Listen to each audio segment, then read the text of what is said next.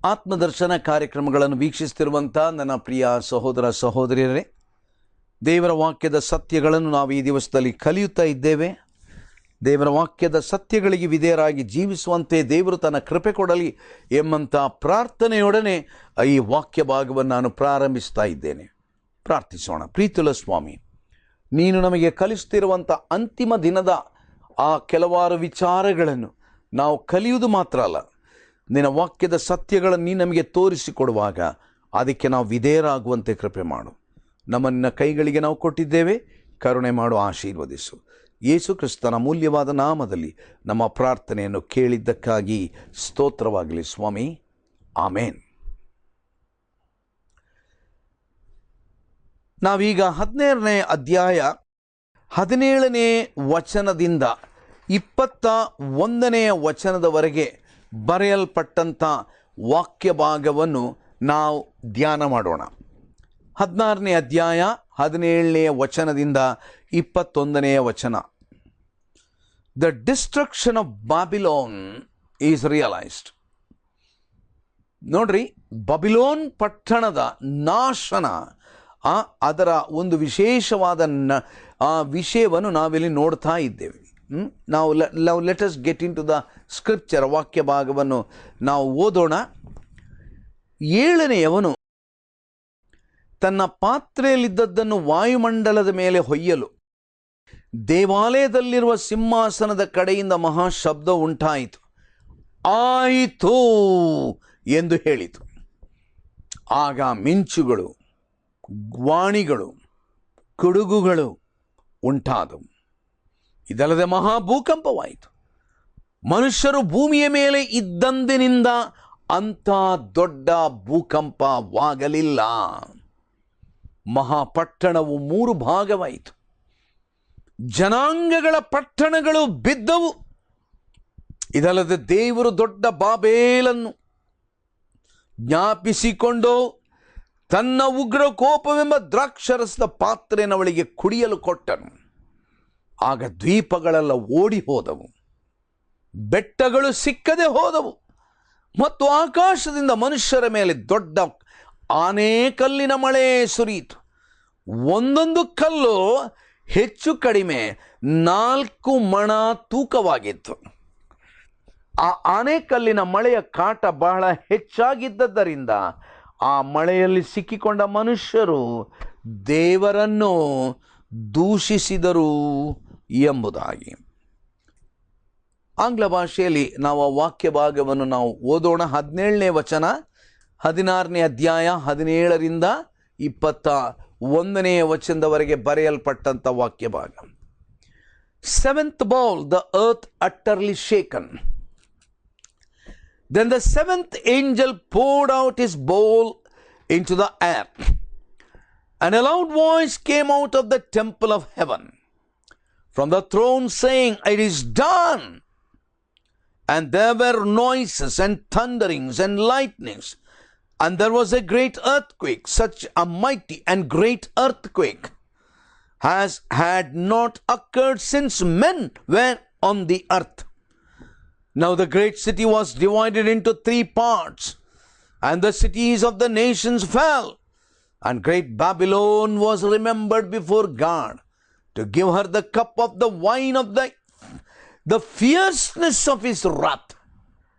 Then every island fled away, and the mountains were not found, and great hail from heaven fell upon men, each hailstone about the weight of a talent. Men blasphemed God because of the plague of the hail, since that plague was exceedingly great.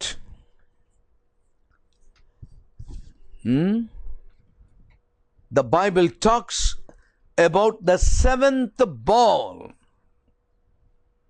Then the 7th angel poured out his bowl into the air, and a loud voice came out of the temple of heaven from the throne, saying, "It is done. It is done."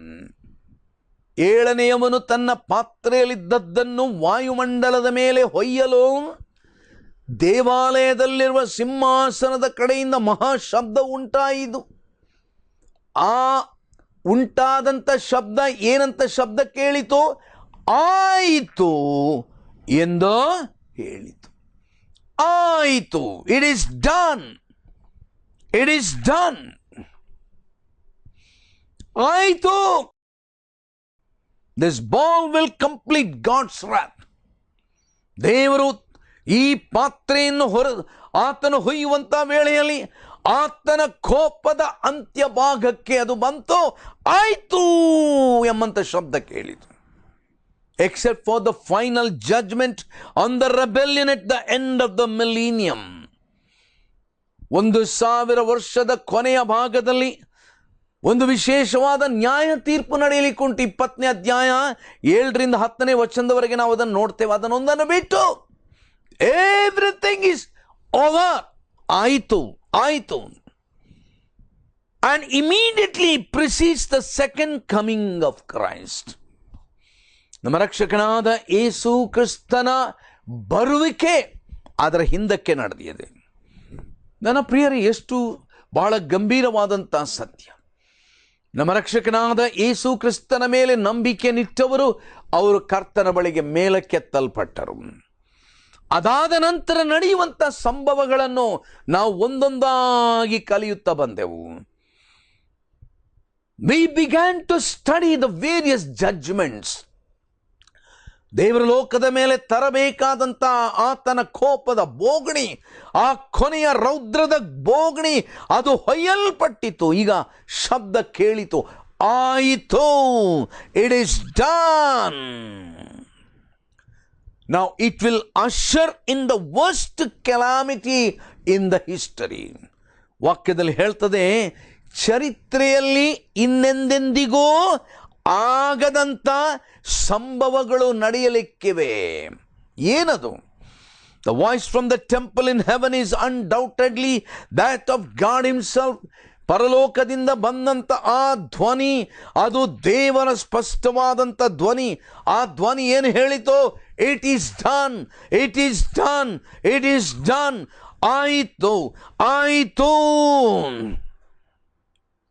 That means it has been and will remain as done. It has been and it will remain as done. ಆಗಿ ಹೋಯಿತು.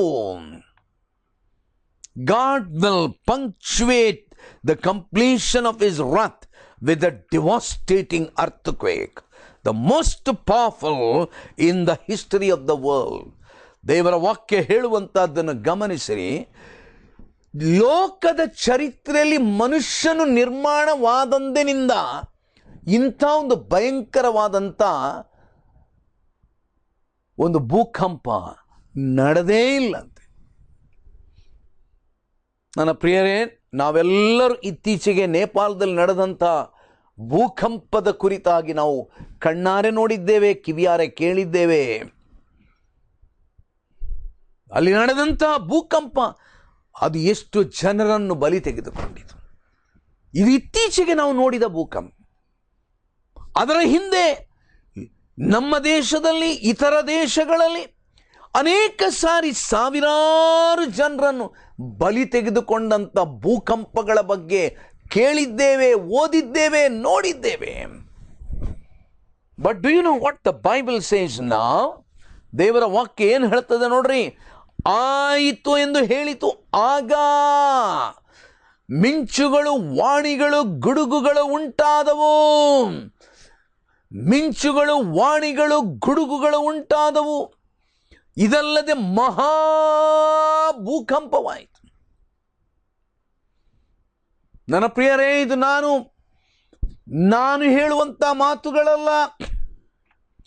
ನಾನೊಂದು ಕತೆ ಹೇಳಿದ ರೀತಿಯಲ್ಲಿ ನಿಮ್ಮ ಮುಂದೆ ನಾನು ಹೇಳ್ತಾ ಇಲ್ಲ. ದೇವರು ತನ್ನ ವಾಕ್ಯವಾದ ಸತ್ಯವೇದದಲ್ಲಿ ಬರೆಸಿಟ್ಟಂಥ ಮಾತುಗಳು. ಏನು ಹೇಳ್ತಾ ಇದ್ದಾನೆ? ಇದಲ್ಲದೆ ಮಹಾ ಭೂಕಂಪವಾಯಿತು. ಮನುಷ್ಯರು ಭೂಮಿಯ ಮೇಲೆ ಇದ್ದಂದಿನಿಂದ ಅಂಥ ದೊಡ್ಡ ಭೂಕಂಪ ಆಗಲೇ ಇಲ್ಲ. ನನ್ನ ಪ್ರಿಯರ, ನನಗೆ ಅದನ್ನು ಎಣಿಸ್ಲಿಕ್ಕೆ ಆಗ್ತಾ ಇಲ್ಲ. ಆ ಭೂಕಂಪ ಹೇಗಿದ್ದಿರ್ಬೋದು, ಯಾವ ರೀತಿಯಲ್ಲಿ ಇದ್ದಿರ್ಬೋದು, ಏನಾಗಿರ್ಬೋದು ಅಂತ ಹೇಳಿಕೊಂಡು ಅದನ್ನು ಗ್ರಹಿಸುವುದಕ್ಕೆ, ಆಲೋಚನೆ ಮಾಡುವುದಕ್ಕೆ, ಅದನ್ನು ನಮ್ಮ ಬುದ್ಧಿಯಿಂದ ತಿಳ್ಕೊಳ್ಳಿಕ್ಕೂ ಕೂಡ ಕಷ್ಟ ಉಂಟು. But the word of the Lord says there is going to be an earthquake where the men and women since the time of creation they have never experienced in this world. Oh my goodness. ಎಷ್ಟು ಮಹಾಭಯಂಕರವಾದಂಥ ಒಂದು ಸ್ಥಿತಿ ಇದಿದ್ದಿರ್ಬೋದು. ಆಮೇಲೆ ನೋಡ್ರಿ 19ನೇ ವಚನ ಏನು ಹೇಳ್ತಾ ಉಂಟು? ಮಹಾಪಟ್ಟಣವು 3 ಭಾಗವಾಯಿತು, ಜನಾಂಗಗಳ ಪಟ್ಟಣಗಳು ಬಿದ್ದವು. ಇದಲ್ಲದೆ ದೇವರು ದೊಡ್ಡ ಬಾಬೇಲನ್ನು ಜ್ಞಾಪಿಸಿಕೊಂಡು ತನ್ನ ಉಗ್ರ ಕೋಪವೆಂಬ ದ್ರಾಕ್ಷಾರಸದ ಪಾತ್ರೆಯನ್ನು ಅವಳಿಗೆ ಕುಡಿಯಲು ಕೊಟ್ಟನು. No, my brothers and my dear sisters, the Bible says the great city, Jerusalem, will be split into 3 parts. Jerusalem will be split into 3 parts. ನನ್ನ ಪ್ರಿಯರೇ, ನಾವು ಅನೇಕ ಸಾರಿ ದೇವರ ವಾಕ್ಯದಲ್ಲಿ ಬರೆಯಲ್ಪಟ್ಟಂಥ ಆ ಮಾತುಗಳು ಅಥವಾ ಪ್ರವಾದನೆಗಳು ಅದು ನಮಗೆ ಒಂಥರ ಅನೇಕ ಸಾರಿ ಓದುವಾಗ ಇದು ಸತ್ಯವಾ ಎಂಬುದಾಗಿ ನಮಗೆ ಅನ್ನಿಸ್ಬೋದು. ನೋಡ್ರಿ, ಒಂದು ವಚನ ನಿಮ್ಮ ನೆನಪಿಗೆ ಅಥವಾ ಗಮನಕ್ಕೆ, ಒಂದು ವೇಳೆ ನಿಮ್ಮಲ್ಲಿ ವಾಕ್ಯ ಓದುವಂಥ ಅಭ್ಯಾಸವಿದ್ದವರು ನೀವು ಖಂಡಿತವಾಗಿ ಒಂದು ವೇಳೆ ಇದನ್ನು ನೆನಪಿಗೆ ತರ್ಬೋದು. ಒಂದು ವೇಳೆ ಓದದಿದ್ದರೆ ಈ ವಾಕ್ಯ ಭಾಗವನ್ನು ನೀವೀಗ ನಾನು ಹೇಳುವಾಗ ಅದನ್ನು ನೀವು ಕೇಳಬೇಕಂತ ಕೇಳ್ತೇನೆ ನಾನು. ಜಕರಿಯನ ಪ್ರವಾದನ ಗ್ರಂಥ 14ನೇ ಅಧ್ಯಾಯ 4 ಮತ್ತು 5ನೇ ವಚನ. ಜಕರಿಯನ ಪ್ರವಾದನೆ 14ನೇ ಅಧ್ಯಾಯ 4 ಮತ್ತು 5ನೇ ವಚನ. ನಾನು ಅದನ್ನು ಇಂಗ್ಲೀಷಲ್ಲಿ ಓದ್ತಾ ಇದ್ದೇನೆ. And in that day his feet will stand on the Mount of Olives, which faces Jerusalem on the east.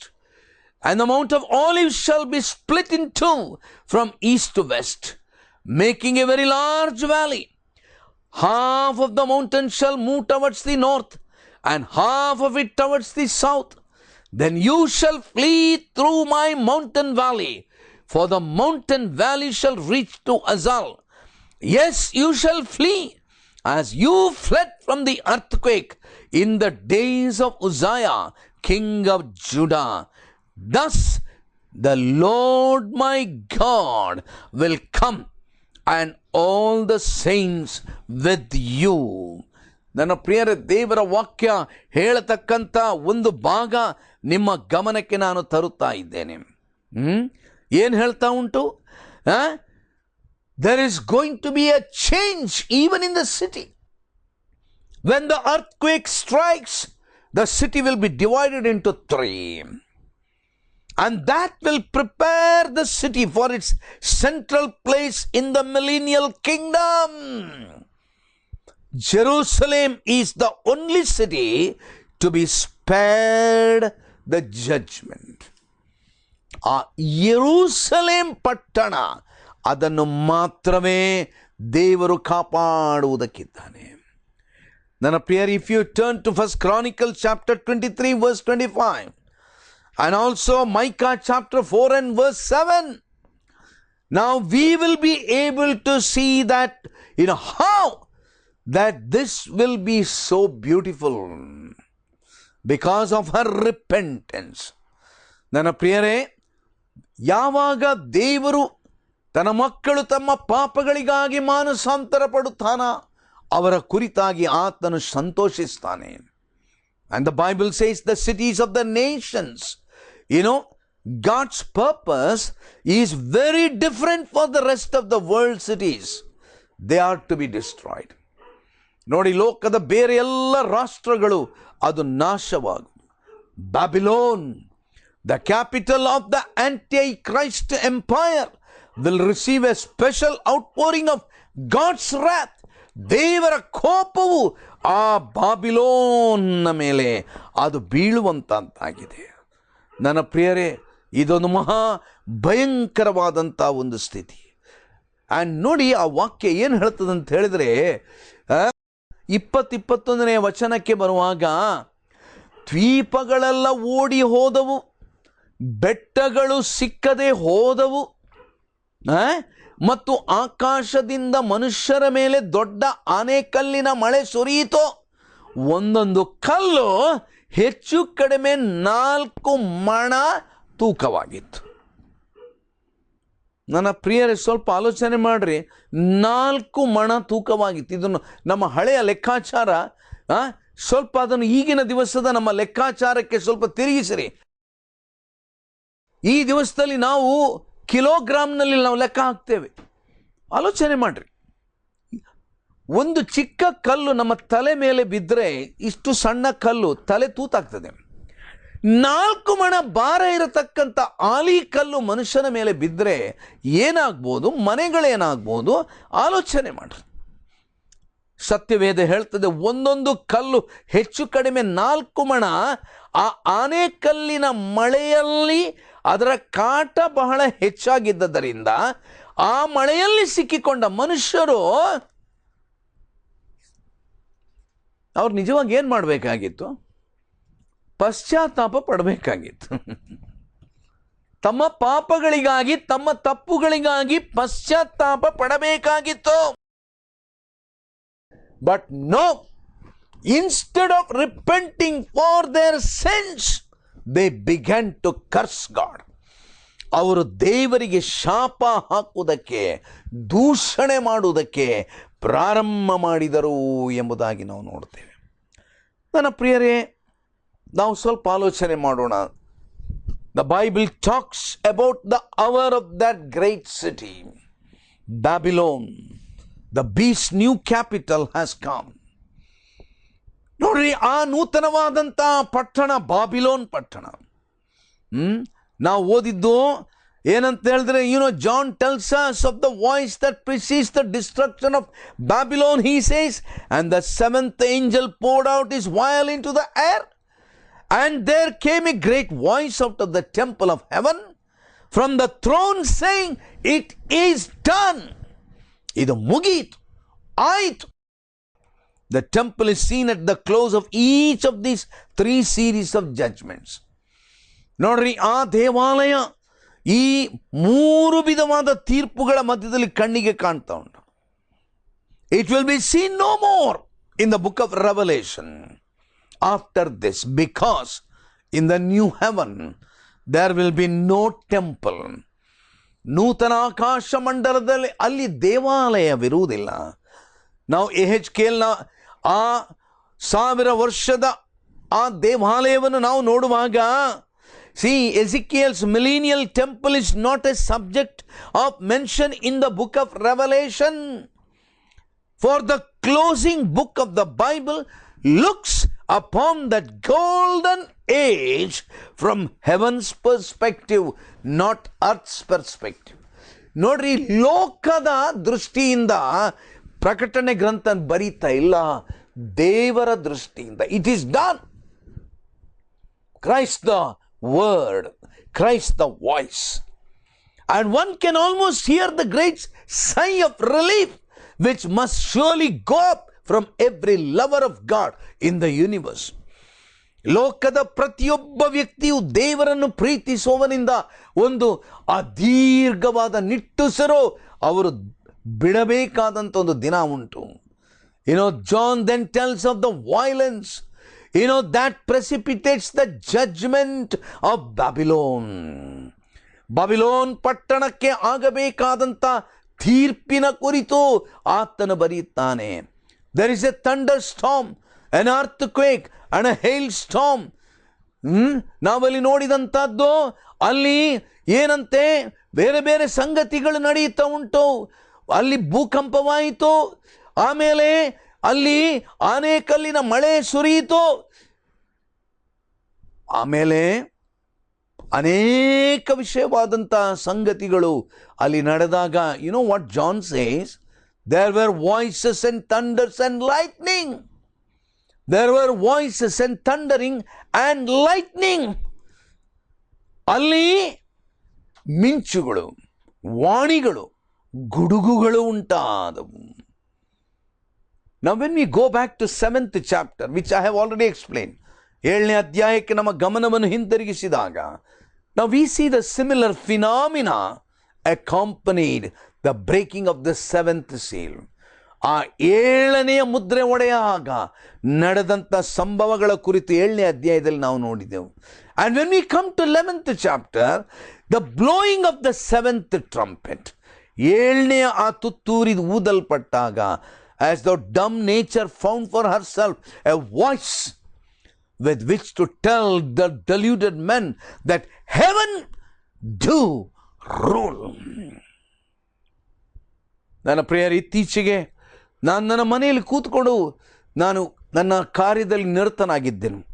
ಅಷ್ಟು ಹೊತ್ತಿಗೆ ಶುರುವಾಯಿತು ಭಯಂಕರವಾದಂಥ ಸಿಡಿಲು, ಗುಡುಗು, ಮಳೆ. ಸ್ವಲ್ಪ ಹೊತ್ತು ನನ್ನ ಕೆಲಸ ಎಲ್ಲ ಮುಚ್ಚಿಟ್ಟೆ. ನನಗೆ ಬೇರೆ ಯಾವ ವಿಚಾರಗಳನ್ನು ಗಮನ ಇಡಲಿಕ್ಕೆ ನನಗೆ ಆಗಲಿಲ್ಲ.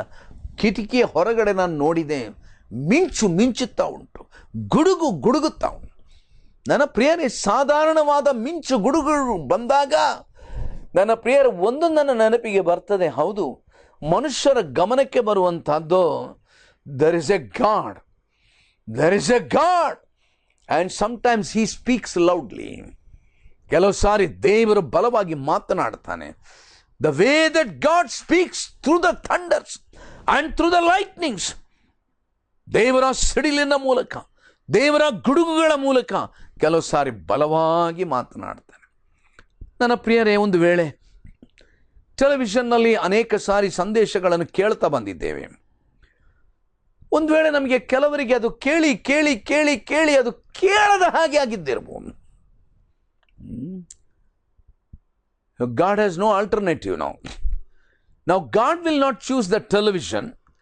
God will not choose any other modes of modern gadgets. God will use his own gadgets.